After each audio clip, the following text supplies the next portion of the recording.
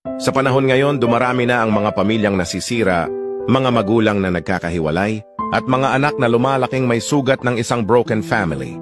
Isa ito sa mga dahilan kung bakit may ilang kabataang naliligaw ng landas. Pero tandaan, ang pagkasira ng isang pamilya ay hindi nangangahulugang tapos na ang pag-asa. Dahil kung ang magulang ay may malawak na pangunawa, may pagtanggap sa sitwasyon, at may tunay na malasakit, kaya pa rin niyang maitaguyod ang isang maayos at masayang buhay para sa anak. Dahil ang sukatan ng pagiging magulang ay hindi lang nasusukat sa pagkakaroon ng kumpletong pamilya, kundi sa kung paano mo napalaki ang anak na may mabuting asal, may respeto at may pangarap sa buhay. Kahit hindi naging matagumpay ang relasyon, maaari pa ring maging matagumpay ang pagpapalaki. Dahil hindi kailanman hadlang ang pagkabigo sa pag-ibig.